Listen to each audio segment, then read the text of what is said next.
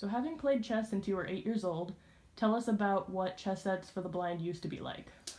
Okay, so like you said, I started playing chess when I was 8. I was in third grade, and a vision instructor at the time who helped me with learning Braille and accessible stuff presented me with an accessible chessboard.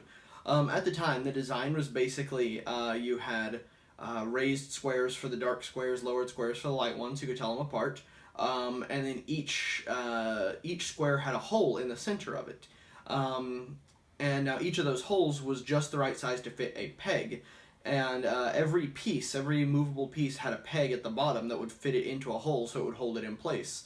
And that way they wouldn't be jostled or toppled over or anything like that. The one set of pieces, either blacks or whites, usually black side, would have a identifying mark on it, so all the pieces might have like a bump on them or be shaped in some certain way that would let you know that it was a black piece versus a white piece.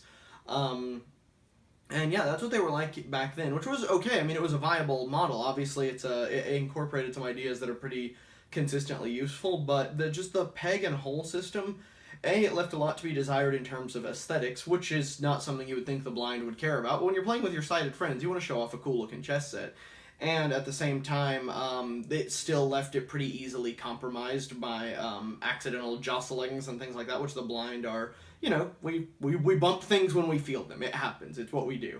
So yeah, there was some drawbacks to it, especially with the taller pieces. They were very top heavy, and it was pretty easy to be reaching around looking for a piece, and then bump, there goes the queen, and now a whole row of pawns is knocked over.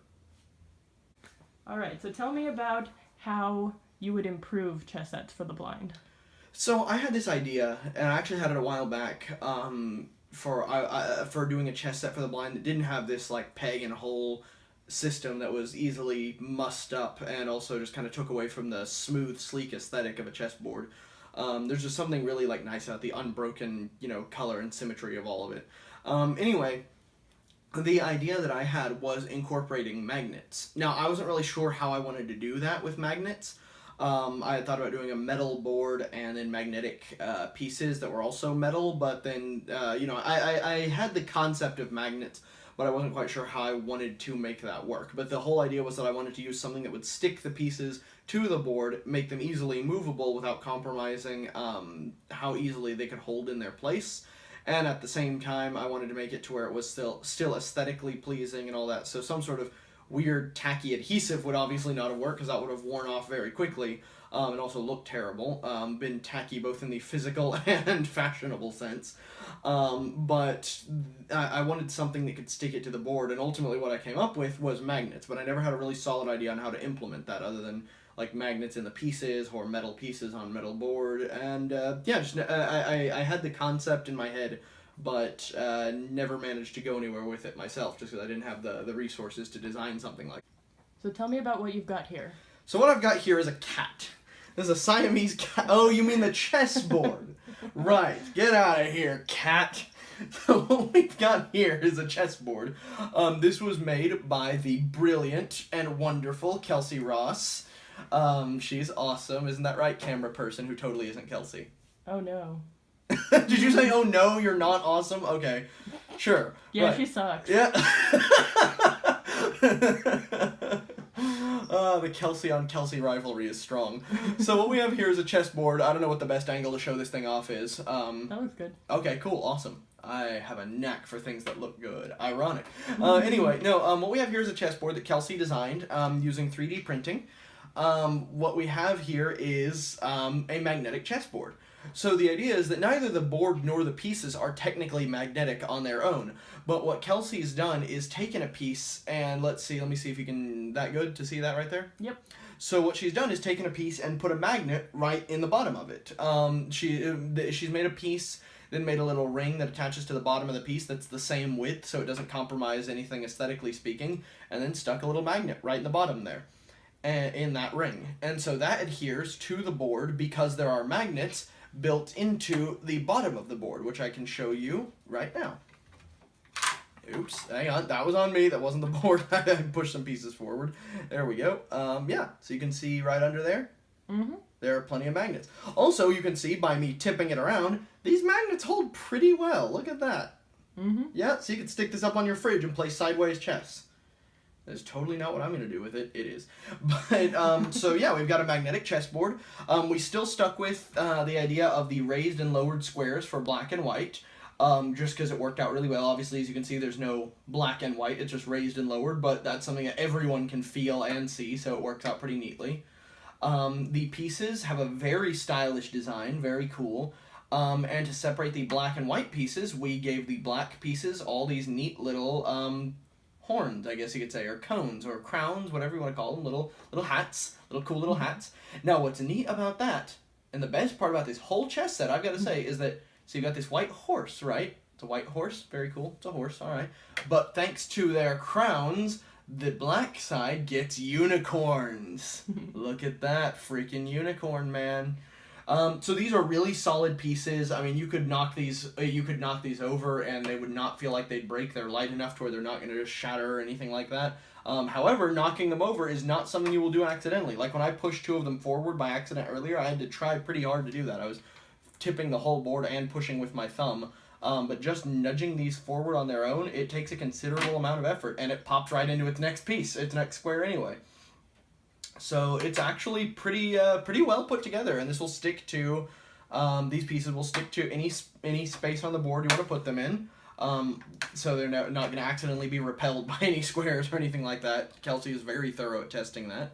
And it works. I've played a game of chess on one of these, and they work really well. It's a solid chessboard, and definitely, I think, brings the aesthetic that I would be looking for to a chess set. It's something I can show off to my friends and be like, look, this is not just accessible for the blind, this thing is just cool for everybody. And I think that's like the coolest thing we can do with making accessible stuff, is stuff that, you know, people don't just see it and, you know, respond with, oh, that's so nice for the blind. But, you know, people see it and think, oh, that would be nice to have. And that's what the idea with this chess set is, and I think it worked out really nicely. And on that note, how can this chess set benefit people with other disabilities and able-bodied people? Well, that's a good question also, because you want this to be universally designed, everyone in mind. So this chess set, one thing I like about it is that it's playable for everyone just from the get-go. There's nothing about it that's restrictive for the blind. It's not inexplicably in Braille or something like that. You know, not that you could even do that, but you know, it's not something that is restrictive to the blind by way of its design. It's really well done in that regard. With regard to other disabilities, though, it has some cool usefulness, I think, especially to people who have any sort of motor or dexterity issues, that they might need something that's a little bit more accommodating in that regard.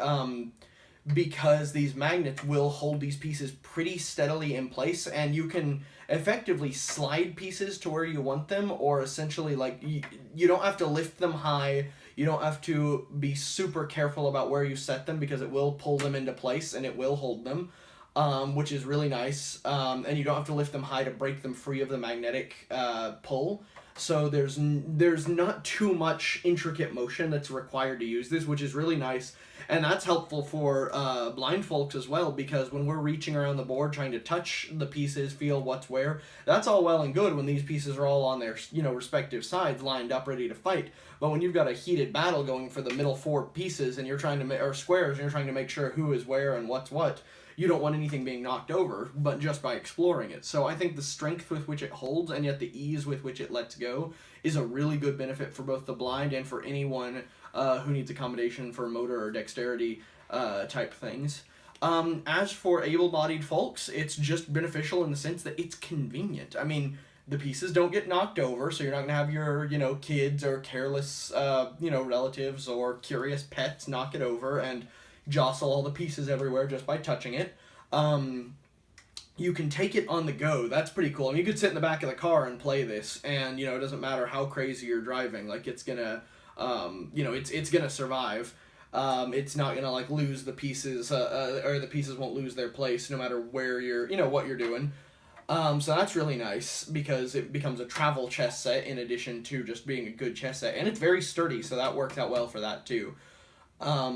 Let's see. Also, one of the really nice features is that this kind of automatically centers each piece. So you set a piece down on a square, and let's use this pawn as an example. I'm just going to pick a random place, and boop, sets him down. He's right in the center. There's no question about what square he's on. Or I pick him up, and boop, he's on a square right in the middle here. There's no question about what square he's on. You know, I'm not putting him right in the middle of two squares. Oh, see, it won't let me do it. I'm trying to put him in the middle of two squares here so I could say, oh no, I meant for him to be here, not here, or here, not here, but it will not let me. Look, I try to put him right here, and it's going to pull him to the square I intended. Or I try to put him closer to there, he's going to go to that square.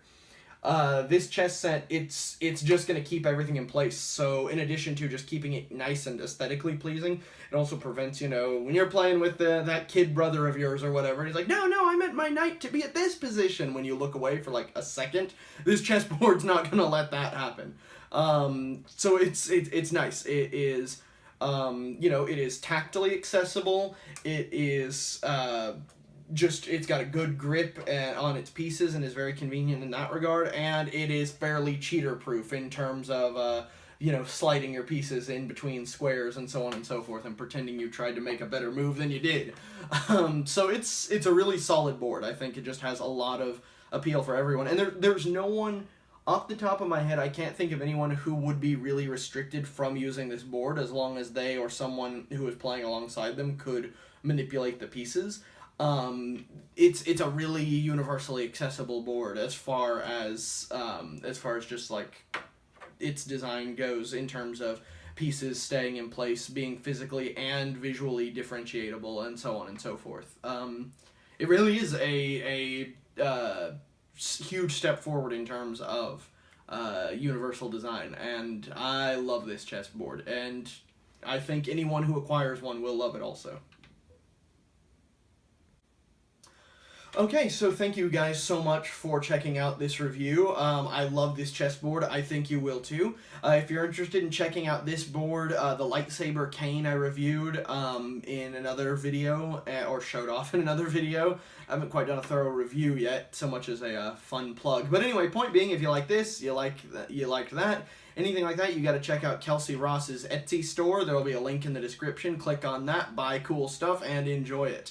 Thank you so much for watching. As always, like, share, subscribe, and make me feel appreciated. Thank you so much. This has been Michael Espinoza, and y'all have a good one.